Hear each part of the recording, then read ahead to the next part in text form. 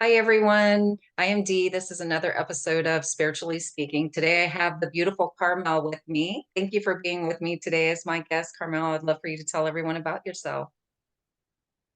Oh, kia ora, Dee, and kia ora koutou. I am Carmelle Riley from Aotearoa, which is New Zealand. So we are at the bottom of the world, and I'm in a forest. So I'm beaming that to you, Dee, and to everyone who joins us, either in the first play or any successive plays. Modi order, which is our saying for life, and live well. I love that. That's Thanks so for having pretty. So pretty. me. So I know a little Yeah. bit about you because attended one of your lives with Jill Hart, and Mhm. so I know a little bit about you, but not everyone listening knows you. So what is it that you do in this life? Oh, well, I was just explaining before, I mostly I navigate the energy fields, both physical and universal. So I have a couple of, well, actually I have a few businesses, more than a couple. And my primary day job is working with tribal leaders, and I help them with numerous aspects of their businesses. And they're always very interesting businesses, like really high out there, innovation or some form of regenerative agriculture or aquaculture. So that's the day job. But then alongside that, I also teach meditation and astrology from our perspective. And and a little bit of what's the other manifesting, also I call it super manifesting, and which is goes hand in hand with meditation. So it is a real mix of the conscious mind and the imaginative mind, and I like it that way. Yeah, it sounds amazing. It really does. And working with tribal leaders, that has to be, I mean, just even the sound of it when you say it just sounds incredible. It just sounds magical to me. Oh, well, it's so funny that you ask that, because it was a very unconscious decision really to come into that, because I went to university and trained as a lawyer, and I worked for a lawyer, and I really struggled with working as a lawyer, often because as a I worked in a small law firm. They'd never had a woman before in a small town. And I was often in court going, what the? Like, I just Yeah. found it so incredibly challenging. And because everyone who was brown like me was on the other side, and then the dog, there were no Māori Pacific woman lawyers around in this particular space. And I just found it so incredibly challenging. I basically just lived with this adrenaline in my system of fear and dread for my clients, and fear and dread for stuffing it up. And then when I got the opportunity, it was an opportunity to be in a different space, and we had a big case down under where the tribes of New Zealand took the New Zealand government to court, basically to have customary rights recognised, because they hadn't been extinguished. And there was a legal loophole because the Crown had not passed legislation to extinguish the customary rights of the foreshore and the seabed. And there was a case at a local marae, and I happened to be there for some strange reason. I'm not sure why. And the light bulb went on. And I was like, okay, well, this is what I'm doing. And at that time, all my friends were going to London to become, really investment lawyers and corporate bankers. And, because that's what happens when you go as a Kiwi. We go to London and we get a big job, and we, get a big pay packet, and, then life starts. So I went to the smallest town and worked for a little tribe, and started setting up companies and initiatives and little businesses. And I've been there ever since. And I do try to get out of it sometimes, because, there's a lot of responsibility. And and I do like the quiet side of meditation, as opposed to the hustle and Yes. bustle of tribal business, fighting a colonialist racist system generally. So yeah, that was really, really a very one of those moments which I know that my ancestors and that my, my higher, my star origins, they just, it just happened for me. And it's, it's been one of those, it's one of those gifts of my life that has never left me. So Yeah, yeah, so that's how. it sounds like a gift. And so how was that received? I mean, like what obviously there was a great outcome from that. I just feel like that had to be the case. A great outcome There from was there that. a great outcome? Was there a great outcome? Is there ever a great outcome in anything we do? I don't know about the great outcome, but I've had the privilege to work alongside some elders, and oh God, I'm getting emotional. And because in my own family lines, everything is very disconnected. All our tribal lines are basically broken, and my I had a very traumatic childhood. And I did have some grandparents, so probably there's a subconscious program, but my parents were teenagers and my dad lost us as children through the racist system. And then my dad died when I was 26 and he was 47.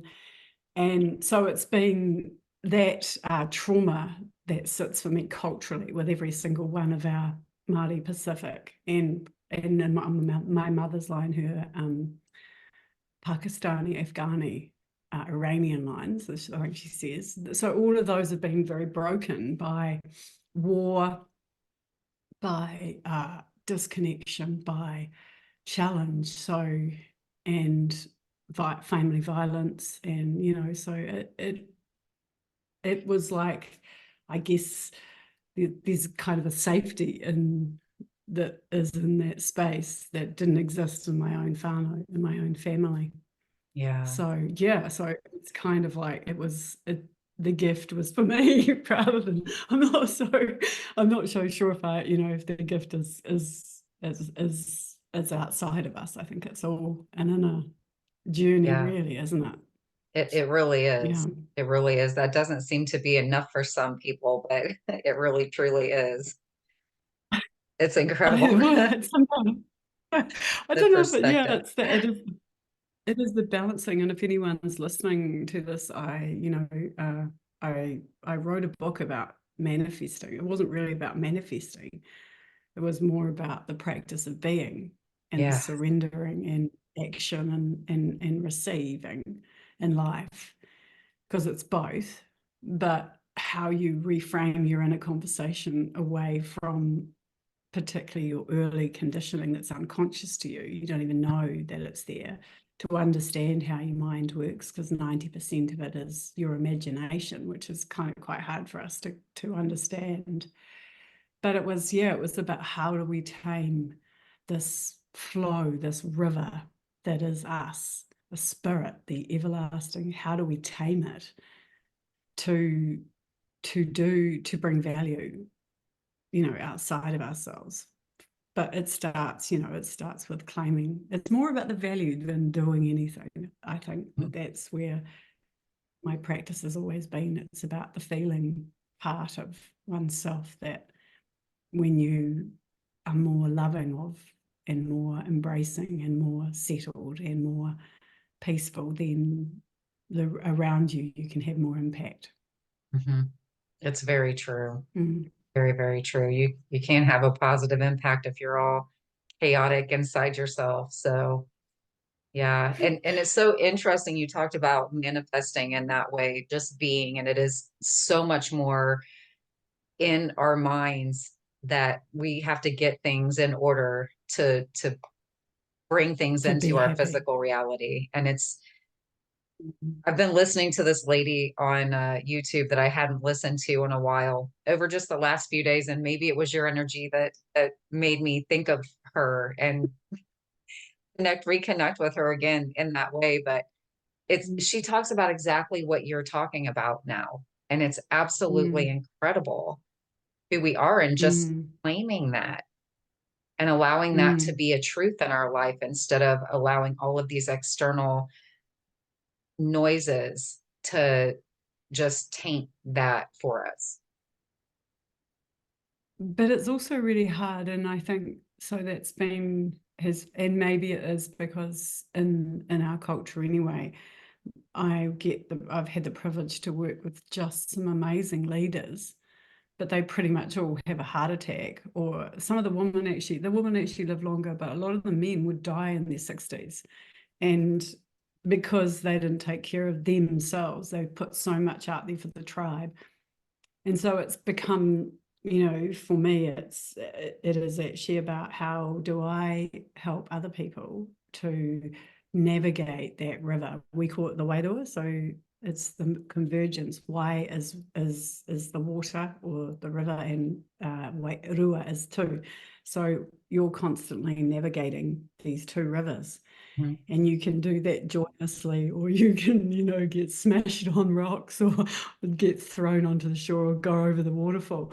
Yeah. And so that is, about teaching and also navigating it myself, because, um, I maybe it is, because I've got all this stuff going on, that it's actually really hard to get the balance sometimes. So it's much about me learning to navigate the wairua as it is for others. But I have found that there are some practical tools which really is all I ever listen to in another teacher, Yeah.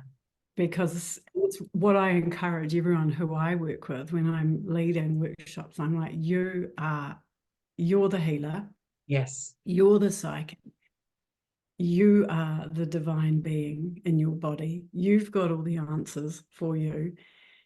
And all I could ever teach another person, or all I could ever learn from another person, is some practice that helps you to stand on your waka and Yes. navigate those rivers.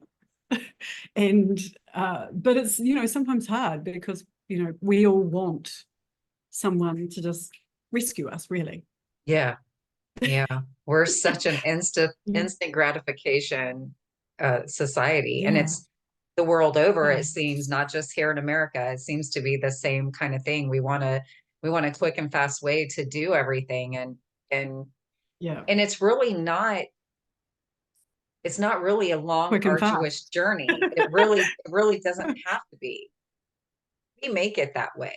We make it that way. Yeah. That's what I found. I was kind of giggling when you were saying, about the flow and What? how we get smashed on the rocks sometimes, or tossed on the shore, or over the water. I have definitely been one to get smashed on the rocks a few times because I wasn't listening. You Mm, get all these divine messages, and you just don't listen. That's the mm. great thing about free will, or the not so great thing about free will, as the case may be. So, but we're Yeah. the ones who make it But difficult.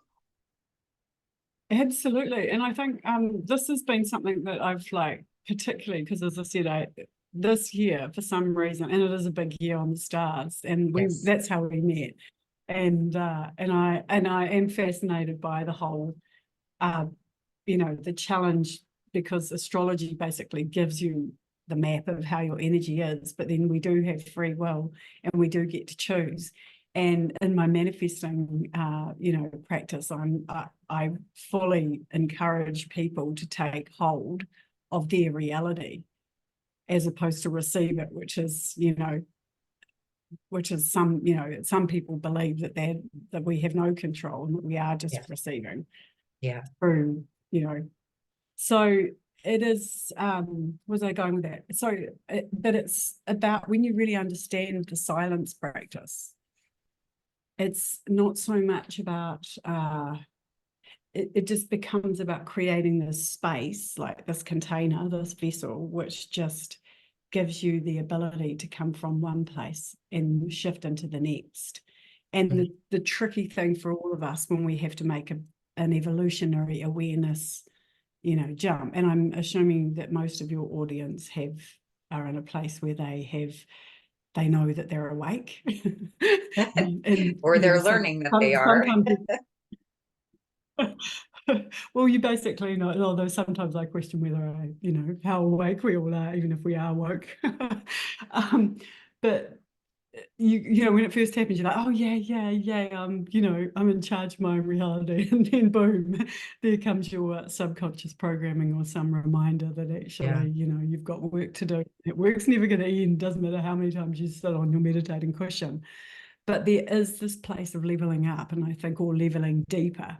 And it's really hard because you get tethered to you've tied your waka, your boat, to a shore, and you're like, this is it. I know this is it. But it's not. And to go to the other shore, which is natural, and I think, again, that can be hard for spiritual people to say it's okay to have big goals. In my world, it's like, your goals aren't big enough, smash them out. You've got to have bigger roles, and it's not about you, it's about your ancestors, it's about your moko, your grandchildren who are coming. Yeah. But to go from that, to untether yourself from that state, to go over to there, you have to have this pause, and you just have to sit in that pause. And that pause is takes a long time of sitting, and you actually have to concentrate on that silence. And if you actually do that, I don't know how well you meditate, Dee. Yeah. I get a I feeling there meditate. is. I'm very good at meditating. I love it. Yeah, but when you're in that, when you're just concentrating on nothing, we call it te kore. There's nothing. You're not doing your manifesting. This is me. I'm always trying to manifest something. I'm always, cooking something, but it's just complete and utter concentrating on that no thingness. Yeah. And when it all comes in, bat it away. But you stay there, you stay there, you stay there. And then you sit, then you stay, okay, so I'm letting go of that consciousness. I'm coming into this. But before you you start to shape up the other consciousness, you've got to sit in the consciousness of the fact that you can do it, the fact of your awareness, the fact of your consciousness is just pure consciousness. Now that's hard. Yeah. And so, yeah, I think that has really been what I've dedicated. That's where I'm at the moment, is how do you break that down for people to be in te kore, in the nothing space, and stay there for more than, I don't know, how long can you stay there for? It depends on what day it is. Some days I can really meditate for a long time, and I'll get up and I'll think, "Oh my gosh, I've been here for, 45 minutes or something like that, and it seemed like I just laid down or sat down or whatever I'm doing." Because I don't sit in the Mm, same position every time. I know some people do, and that's cool. And that's one thing I find is we have to do what works for us. We have to do what works for us. It's not a certain position, at least not in my experience, that makes it magic. It's your allowing and the experience of it that makes it magic. mm, So it, mm. it just really depends. I have a lot of Yeah, but visions and interactiveness that yeah. happens when I'm meditating. And Yeah. it's not necessarily thoughts, but just information that's just pours in sometimes. That space where it all goes still, though, how long can you, and like, I'm asking you because it's kind of, that's a challenge for all of us as Mhm. meditators, is Yeah. not to have, because I agree, and it's just really just, this is something I'm unpacking because I'm wanting to teach it to people, because it's that space, that nothingness, where you shut out the vision, you shut out the words, and you just concentrate on the silence. And lengthen it, because the longer you lengthen that, the easier you can detach from the old reality and shift. And that's purely the only reason why I've got so heavily into it and dissected it, because I would notice in my own meditations that I could get probably 3 seconds. Well, I felt like 3 seconds. God knows how long it is, Right. but I'm constantly. And then I'm like hearing the other sounds, and I'm like, oh, but I've got to go and do that. Oh, so and so needs some love down there. Oh no, Yeah. where are the kids? And you can't, you're juggling all this, and then in comes a vision, and you're, in some stratosphere, and you're like, I'm not supposed to be here. So, Yeah. but then when you do that, and then bringing that into life, like when you go walking is a big thing for Yeah. me. When I walk, I'm like, okay, I'm just doing silence now, with no breathing to keep me there, with no word to keep me there. I'm just doing silence, and I just test it. I walk along going, I am, just being silent. Because there's a reason for it. Just more we do it, the easier it is to get to that other side. I don't know. Have you experimented with that, or is that I just my love, crazy I practice? no, it's not, you're not crazy. I love the silent. I do. I like treasure it. I don't like any, the chaos and, and being present, like one of the spiritual leaders that I've talked to said, you know, he trained as a monk and he said the idea is to keep your thoughts behind your eyes, which means just be Mm, present. You don't have to have a thought. I'm looking at you right now. I see you, so I don't have to think about what I'm seeing. I don't have to tell myself a story about your hair is long, you're wearing a pink dress, you have a necklace on, blah, blah, blah, blah, blah. There's trees behind you. There's a nice wood roof over your head. I don't have to tell myself all of these things. I can just look at you and see that and allow my thoughts to be right there, you know? And mm, that's something that I've been practicing a lot more. So I don't know if you would consider that to be the silence or not, but I love that. And I'll do it sometimes when I'm driving, even. I'll just bring myself into that full presence of just where I am on the road and the things that are ahead of me. Not that I'm not paying attention, but there's no story there. It's just mm, what is in that moment. mm. Yeah, I think it's a tool, but for me it's been actually fully concentrating on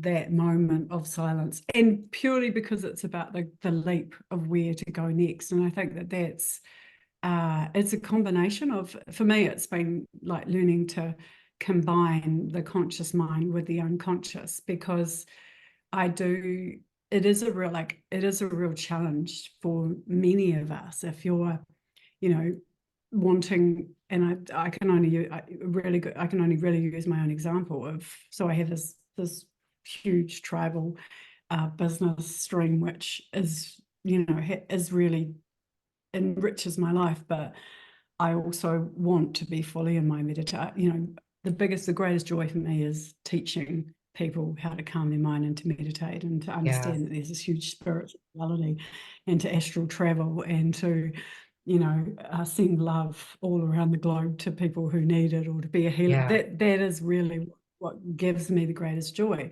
So transitioning from something that isn't, that I've done for 25 years and can do in my sleep and is really easy and manifests, huge sums of money for my colleagues, which that keeps them happy and amuses me, to over here to actually smashing it in my own business, Yeah. or whatever, to transition from entrepreneur, little digital creator here, into this evolution of essentially having a legacy business. That's actually, for me, that's a pretty big challenge right now. And so I'm embracing the state of consciousness over here, that is somebody who has that. And I've got to detach from the old world, which is about building those qualities, the qualities that you probably have managed to cultivate without even thinking about them: the stillness, the peace, the Yeah. patience, the divine timing, the presence, it's really interesting what is over there on the other side of the river, in terms of, and being over there looking back Yeah. is that space in the middle. So yeah, it's been, again, I think for me it's probably impatience, because it's like taming impatience, taming impulsivity, taming I don't mind chaos. You've got to have a bit of chaos in the river. That's where, like that still space, it's got a big black hole around it. That's a different kind of chaos, though. I guess maybe I shouldn't describe the chaos as chaos. Maybe I should say drama. And the loud Oh, noises and all of the the negativity and all of that. That's because there's natural chaos. You've got to get your thoughts in order, and you navigate those little whirlpools in the middle of the river and things like that, because they're, you know, you're floating along thinking this is doing pretty good. And then you hit that whirlpool and you gotta, it's a little bit of a different, and I think that's kind of spirit's way of sometimes just going, hey, are you paying attention? What are you going to do with this, Mm, you know, this seems mm, familiar, right? When you hit that whirlpool, you're like, wait, I think I've been here before. And what I mm, have found in my own personal life here recently is I feel like it is spirit going, hey, what are you going to do with it this time? This seems mm. familiar to you. Are you going to react in a different way this time? Are you going to do something different with it? Or are you going to do the same thing with it and have this lesson again a little later on?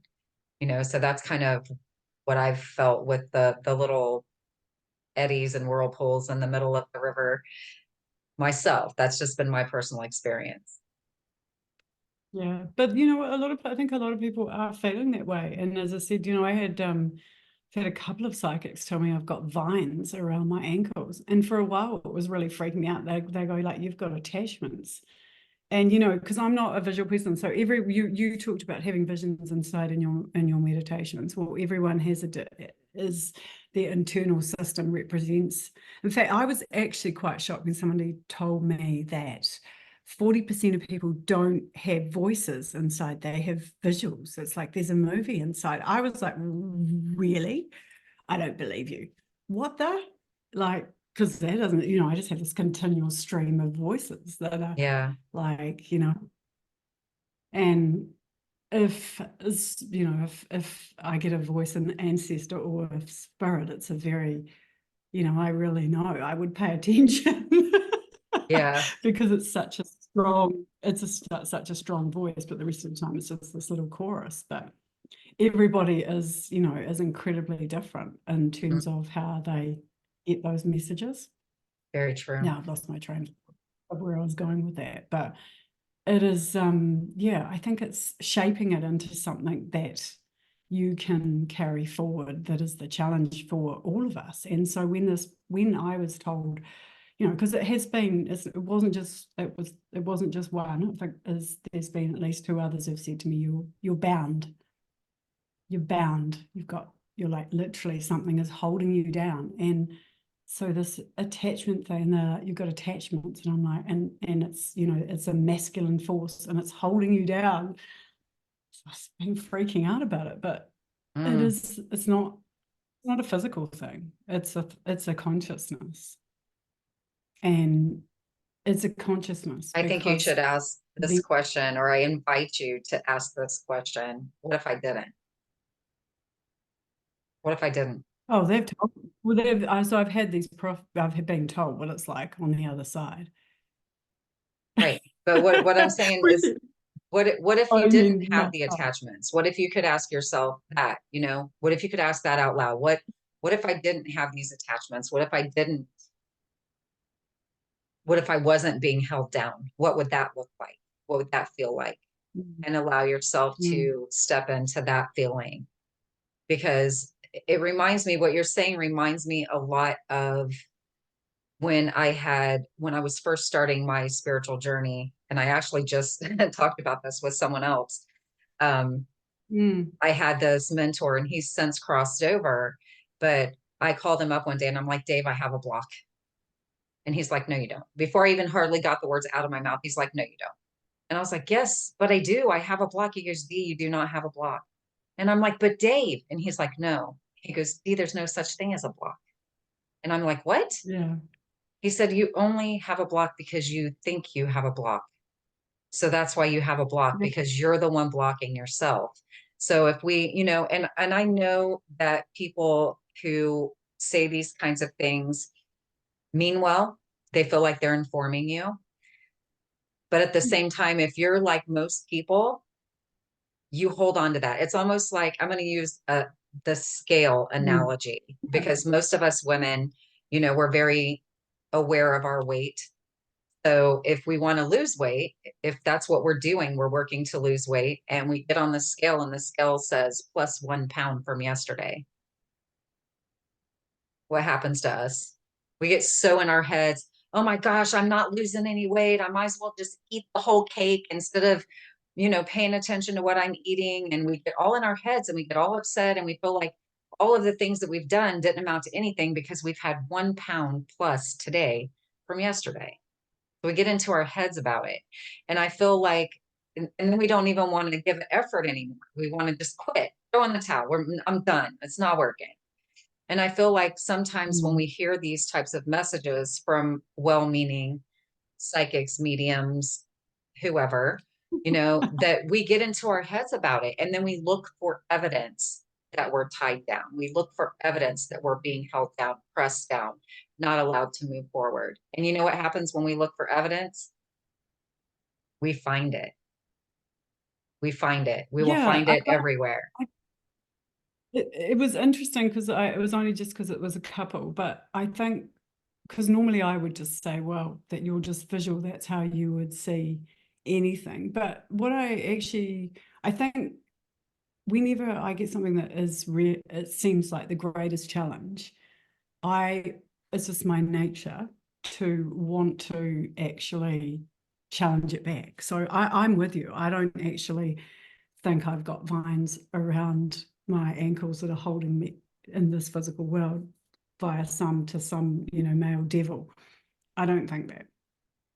But what I do sense, and I don't think it's just me, is that we're at this, it's about this up leveling of consciousness. Mm, yeah. And all of us, however however that comes to us, whether that's through a vision or whether, and actually probably it's more prevalent in women. I think the separation that's happening is, and not, as an astrologer, knowing what's happening with the pole stars, I totally understand why Vega is shifting at Sirius Hinitakara, who is shifting our sun, that is going to shift our Earth's rotational core from hard right to hard left, hard masculine to hard feminine.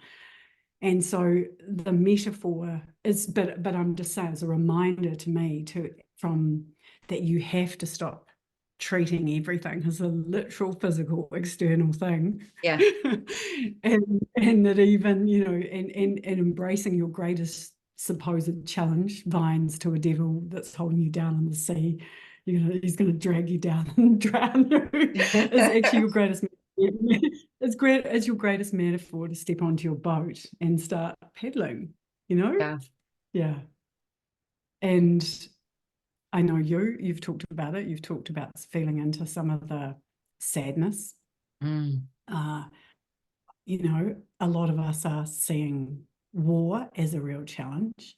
Others are seeing division and conflict, like the world. It's not just us.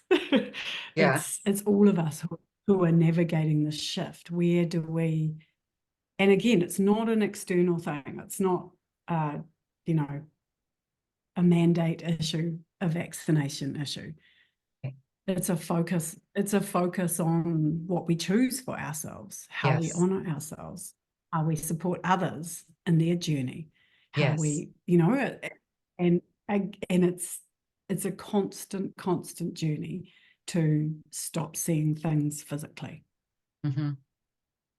It is To because come it's with it's so loud. That's the thing that is so loud because that's the thing that everyone is talking about. And fortunately, there's been a huge shift into podcasts like this one and, you know, groups and things like that that are talking about this spiritual side of it, the non-physical side of it, the things that you can't see, but are still very real. So I feel like Mm, that's really, really important. And, where we put our focus is huge. So knowing, and I know you know this already, but I'm going to say it for the benefit of some of the listeners, where we put our focus is mm, huge. So when we think about the things like the war and the chaos and the division and all of that kind of stuff, if we send love and light to that instead of getting ourselves worked up about it and upset about it and engaging in these long drawn out conversations, because I mean nothing's going to make my eyes cross and me exit the room faster than people getting so invested in that conversation of hopelessness and the world is so, just no, I'm going to leave that conversation. I'm not going to stay part of it because I'm going to send it love and light. And the thing that I think needs to be said also and I invite people to at least comprehend this if they can't understand it, is that sending love and light doesn't mean that you agree with the situation. It doesn't mean that you think it's okay, but that's the most powerful way to diffuse it because you're not feeding it the energy of hate and frustration and anger, which is just going to make it get bigger and grow. It's like putting fuel on a fire. You take the fuel away, if Mm, you take the oxygen away from that fire, then it's going to go out, or at least it's going to diminish in size, right? So mm, if you think of sending the love and light as removing the oxygen from that situation, and the more of us that do that, mm. the smaller it's going to get. It can't live without that anger and that frustration and that hate. Yeah, and yes, I also think for myself with that it's it's like trying to swim upriver, and Hmm. you really need to concentrate on, your own vision rather than the outside. And I think it is a challenge for all of us just to bring our focus, bring our focus whenever there's something that challenges you tether yourself inside, and you decide where you are, where you are in this, what is this showing you about yourself, which is, it takes, I think that's why we practice meditation. That's Hmm. why, we choose to be in this reflection space, because that's where really what we're wanting. Yeah. And I, yeah, there's also some really interesting things about the where the stars are taking us, or where we are in the cosmos, because while it can seem so huge in our world, if you consider it in the context of the galaxy, our galaxy, and then the galaxies beyond in the cosmos, it's just such a small, insignificant part of our evolution. And just even the pole stars, if people want to kind of come into their world, how as we have a cycle of the Earth, which is 365 days, 360 degrees in the astrology world, but that is the cycle of the Earth that's turning around the sun, and our moon has a 29-30 day orbit of the Earth. But behind that, you've got all these other cycles. Yeah. So the whole star cycle is 27,000 years. We hit Polaris, which is, you can see Polaris. We can't see Polaris in New Zealand. We have the Milky Way. We're opposite. But, we hit Polaris in 2012, which is why the Mayans said the world, the calendar was ending. It was ending. That was extreme right. Now we're heading back. It'll take us 12,500 years to get back to that pole star, which is Vega, or Whanui as we call her, which is in the Capricorn star system. And she's the Wow. divine feminine. And Thuban is in the middle, when the Egyptians had their time, which is like this little magic planet, which is why they could harvest, gold, and they could do all these incredible things. So that the ley lines of the earth are shifting. The poles are going to shift from this way to that way. Like there's all these explanations that are beyond. And yeah, I think they can give us heart, and also maybe, if you're spiritually, to make you realize why there's so much turmoil. Because, like, you can imagine, if you're going like this, that there's a lot of turmoil in terms of the earth's core, where everything is placed, everything's going to be shifted and turned. And that's just, we just have to get on board.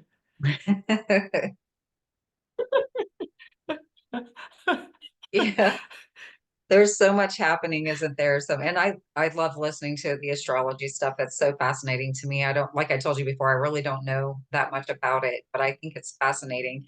And I did have, I don't know if you saw my comment in Jill's group, but I did have my sun and moon signs reversed. I'm Mm. actually a Capricorn moon and a Cancer rising. And then my sun sign is Degree Virgo. rising? Pardon me? Yeah. So, oh, sorry, you're the degree? Because the degrees are super important. And I'll just explain. So just really, so this is, again, I like to make, I do go deep and we have gone deep, but to Yeah. explain astrology to people, you're like, it's a chart. If you see it, it's a circle, and the line through the middle, the big line, is your line of horizon. Yeah, so I- that's your line of horizon. And then there's another line that goes up, and that's your power line. So that's the ancestors that you're most like, that you bring up their energy into your zenith, which is also known as high noon, which is the top. So that's the midheaven. What's your midheaven, Dee? mm, I don't know. See, I don't know the terms here. Oh, so it says MC. It's at that line. So you've got two lines. One line like that, line MC, of so it horizon says four at the top, it says four, and then there's a little for, 17 to the side of it. I think that's 4 degrees 17. What's the sign, the zodiac sign at the top?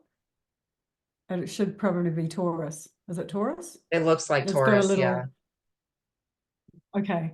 Oh, Yeah, so I don't know if you can see, you can't see it on here. The lighting I doesn't. can't say, but I just know because of the time we're connected that, and if you're Cancer rising, I'm Cancer rising as well. And I've got some Capricorn points, and anyway, because we're just versions of each other. If you're Right. connecting with someone, it's a version of you that you're working through, and which sometimes can be scary when you've attracted some of those things that you don't think are you.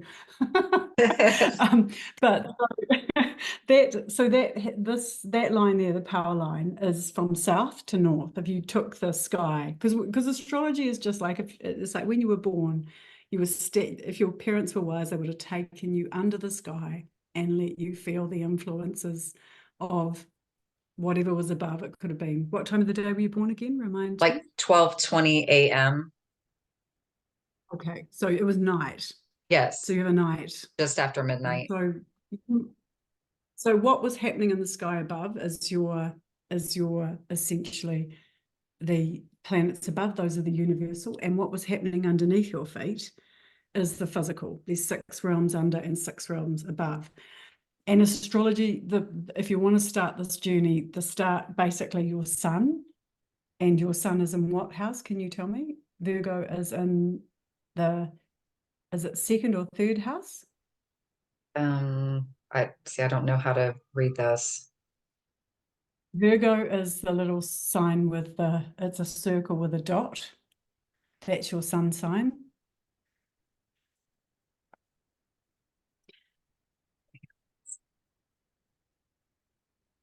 We need to Yeah, I'll have it have to up. We'll send it do to this. you because I really don't know. Yeah, we should do it next time with a shared screen. But basically, the sun is your life's purpose. That's your life purpose is to be organized, to acquire skills, to be of service, for your daily routines to be very important to you. That's your life purpose. And whatever house it is in will give it the stage. So the sun is life purpose. Your moon is your emotional and physical sustenance that you need as you go on your journey to achieve your life's purpose. So that is the flavor of how your Capricorn moon, which is ruled by Saturn, which has that work flavor. So work is important. Mhm. How you structure your work is important. How you build is very important to you, emotionally and physically. You can take yourself easily into a cave and get into the work side of it, especially with the Taurus midheaven. And then your rising sign, so that's Cancer. That's basically the path you're going to travel to make your life purpose, your Virgo service nature. You're going to walk with, so the Cancer path is a family path, it's a rootedness path, it's a feelings path, ruled by the moon again. So with, Capricorn, there's that flavor of work. And then, so essentially your rising is taking you down the path to achieve your life purpose. And you are feeding yourself moon, physical and emotional sustenance, in that with work, with the flavor of Saturn, that's how you are feeling your way into your life purpose. And then the only other thing to know is in terms of your Taurus midheaven. So Taurus is, we're in Taurus season now. Funny that we're connecting now with Taurus season. And that actually rules your, like, having a Taurus midheaven means that in this phase of your life, you're meant to essentially acquire wealth and abundance. Taurus is actually the luckiest sign when it's under the zodiac. Luckiest because it has the blessing of Venus, the goddess of beauty, love, relationships. The blessing of Jupiter, the only optimistic planet. So you've got, so that's the only two optimism and planets that can do no harm are Venus and Jupiter, blessing your this part of your life. Oh, that's And amazing. then you also have the moon. Yeah, but with the moon, because you're Cancer rising, it's even more important. So it's a time for you to like really expand. Yeah, and And that's what's happening, and it's freaking awesome. Like it's amazing. Like just as for instance, I've had two stones come to me lately. I wanted a piece of kyanite, and like within a week, I have a piece of kyanite that was gifted to me by a friend of mine. And then for some reason in the last 48 hours, and I'm not sure exactly where in the last 48 hours, I decided I needed a piece of moldavite. So I messaged this guy I know that works, he deals in stones. And I messaged him and I said, what are the chances you can get me some moldavite? Let me tell you, within 3.5 hours, he messaged me back and said, I have some moldavite for you. So that's so the could way I things are just share? happening right now. Oh, it's really important that you remember this because Taurus governs crystals. So you need to start calling your crystals in this phase. Like seriously, stones, all earth treasures. Taurus, 4 degrees is the degrees are like the 0 to 10 are the purest essence of the sign. So you actually have a gift with the stones, and it's not so much about you, it's because they are calling to you Yeah. for you to call them. Yeah. So anyone who knows, yeah, the more you know your Taurus points, this is what in one of our talismans, but that's kyanite fuchsite altair it's called. You can't get it. It's only one river in New Zealand. It's the only place it appears in That's the world. amazing. That's beautiful. But yeah, I love kyanite. I just absolutely, blue kyanite, I absolutely adore as well. But if you're Taurus, any Taurians who are listening, and anyone who knows their Taurus points, it's why I encourage people to learn their charts. Taurus is rules money, earth possessions, currency, all things beautiful. You've got to wear pink. That's why I've been wearing pink. This, pink. It's the one Got to color I don't celebrate. wear. You know, pastel pink. Is there a version of pink we can find for you? You need it for your money. I will find some pink and I will think of you when I buy it and put it on my body. Pink crystals, then you can wear them in your bra. You don't have to Yeah. have them out Yeah. there, but I could do some it is. rose quartz or something like that. You This is could, and a you could dye Chris, your this hair is pink. No, a this one is a spirit quartz. I know you can't see it very well, but oh, I can't see it really well unless you put really your face awesome. right up It's to a it. grown quartz. It's I don't In know. a lab, in a laboratory. You grew it. It's no, it grows naturally. It's not a shaped quartz. It grows naturally like this. So it's not been cut Wow. or polished or anything. This is just how it grows Wow, in the that is ground. amazing. So yeah, it is amazing. But I know you have some time constraints today, so I want to honor your time and I thank you so much for joining me today for this amazing conversation. And I know that it will be beneficial to those who listen. The energy has been amazing. It always is with you. I can tell that already. So I'm very excited to see where you're going with things. And but do you want to tell people where they can find you? Mm. And of course, I'll put all your links in the description box below the video. Well, first I just want to say thank you, Dee, for having me. And we did go deep. We went right into Te Kori, the heart of the plug of the universe. So that is thank you for being there and holding space and coming on the journey. And also just thank you to your listeners. And I hope that there was something in that that you can take and move forward with, particularly if you're a Taurus. I'm hoping that we connect with lots of your so I'm easy to find. I have one link, and it is link tree, and it's my bio, which is super manifest, but without the star. So it's super manifest. Remember that. But yeah, there's always some form of manifest in there, but it's yeah, they took that T off and it's super manifest. That's so cute. I love it. It needs a T anyway. So, well, thank you again so much. I appreciate you. And this will air yet this month, either the 22nd or the 29th. So I'll let you know for sure exactly which one of those 2 dates it'll be. So, so excited. Thank you so much. I know everyone enjoys listening to you and seeing your beautiful face. So thank you everyone for joining us for another episode of Spiritually Speaking. As always, the Facebook group will be linked in the description box below the video. And as always, I love you all, and I will see you on the next one.